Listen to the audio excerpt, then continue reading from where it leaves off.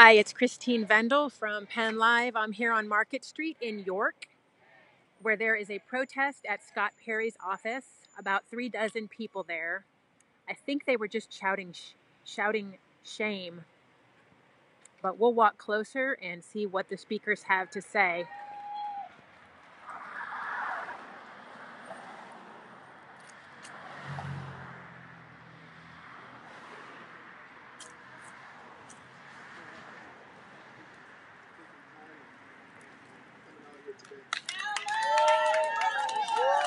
The reason I played that video is because I thought that not only was the video despicable and incendiary, but it was also callous and inhumane and insensitive. And he was prepared for this. He was prepared for that argument that morning. This was Thursday morning. What happened on Wednesday? On Wednesday, Donald Trump visits Harrisburg. He flies up to Harrisburg with Donald Trump. They take their thumbs up picture on Air Force One, and he's ready. Thursday morning, this happens. So he's pandering to his base, absolutely. But during a national catastrophe, that's not the time. People are dying, people are hurt, people have no food or water, and you're pandering to your base. It was really, it was almost buffoonish. He actually says the word quantify 5 times in a row. Quantify your comments, Mr. Perry. Quantify your comments. He questioned. He starts his interview off by mentioning the financial crisis. What does the financial crisis in Puerto Rico have to do with this hurricane? It has nothing to do. We Puerto Ricans know that there's a financial crisis, and we're hopefully going to fix it with the help of the U.S. government. Remember, we're part of the U.S. We're Americans. We're Puerto Ricans. We bleed the red, white, and blue. I don't understand where the separation took place. He talks about being sad. And I've met Mr. Perry once or twice. As a matter of fact, we hosted it, their Republican County Party over where I'm employed, and I met him. Seemed like a very nice guy. Comes off as a Christian. These aren't the words of a Christian. Christian people do not talk this way. And then he talks about forever. He questions how long is FEMA going to be there. He says forever, Mr. Cuomo.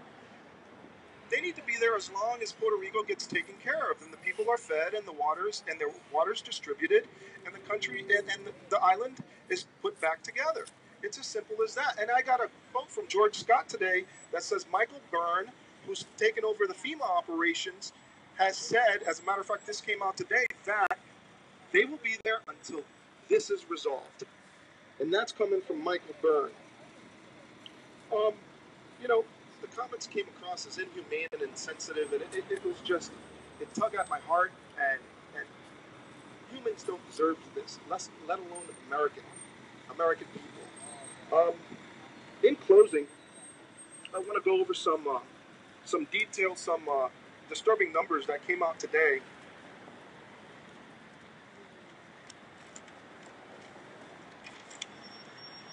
More than a third of Puerto Rican households, or about 1 million people, still lack running water.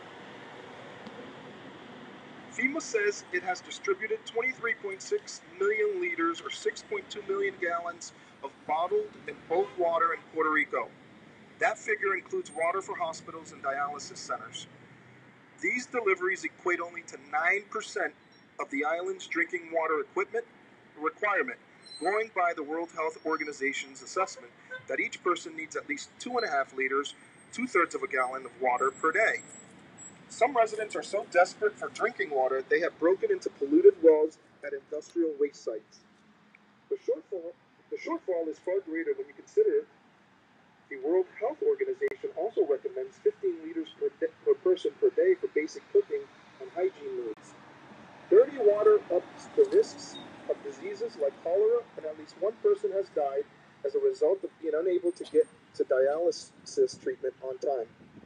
Some 86% of grocery stores have reopened, but they are not necessarily stocked. FEMA says 60,000 homes need roofing help. It has delivered 38,000 tarps. Less than 20% of Puerto Rico's power grid has been restored, and around 3 million people are still without power. 75% of antennas are down, so even those able to charge phones are unlikely to have cellular service.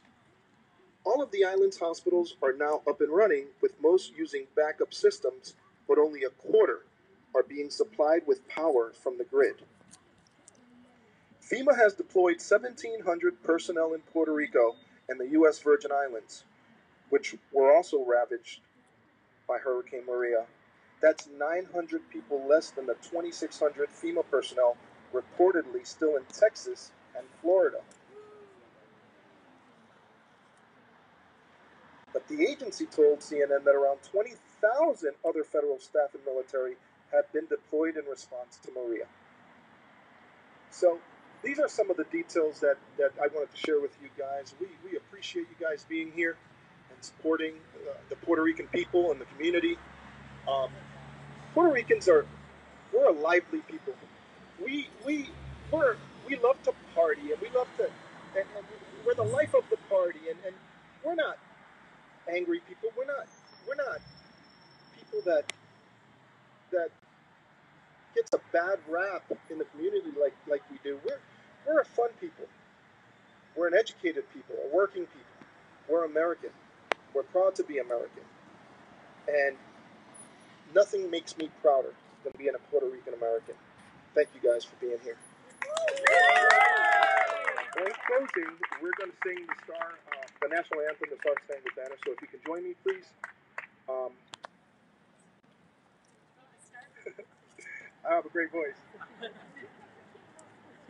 Anybody can sing? Anybody want to sing it? Oh, can you see by the dawn's early light what so proudly we hailed at the twilight's last gleam, with the first and bright star through the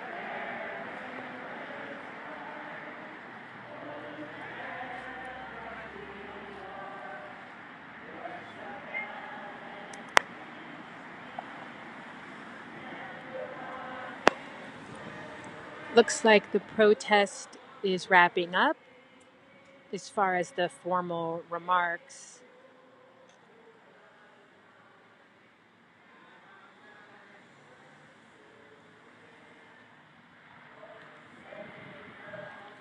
If you're just tuning in, we're here in York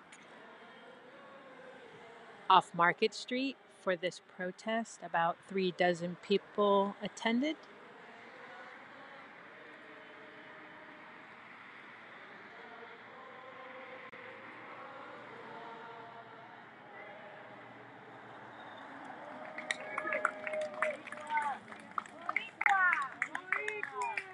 If I can just add one more thing, I would like to ask Scott Perry if he is willing to. The Puerto Rican community of York would like to meet with him at the Spanish Center at Centro Hispano Jose Hernandez, because we would like to have a dialogue with you. So that is one additional challenge that I make to him. Hi, I'm from PennLive. Is it okay if I ask you a question on Facebook Live? Absolutely. Okay. I'm just curious what prompted the event today. Just the comments on CNN. When I listened and saw that interview, I was just appalled. I was disappointed. I was angry. And how better to do it than to throw his words in his face, because I thought they were kind of buffoonish. They were kind of mocking. They ended the interview by making fun of their noses while people are suffering in Puerto Rico and dying. And it was almost joking. That's just not what leaders and U.S. congressmen should be doing. They should be more empathetic and more sensitive to our plight. And for people who maybe didn't catch that interview, what specifically did he say, or what did you think was most offensive as far as his comments? He used the words quantify 5 times. He used he said, did people need to have water 5 minutes later? He accused CNN of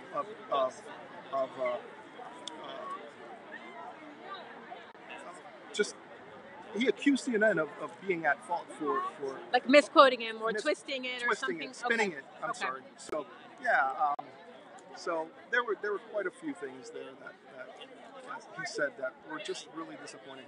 And can you tell me, who do you think is here today? Like, are these people from York or around the region? Yes, so we have Indivisible York. We have leaders. We have a few people running for office. Thank you so much.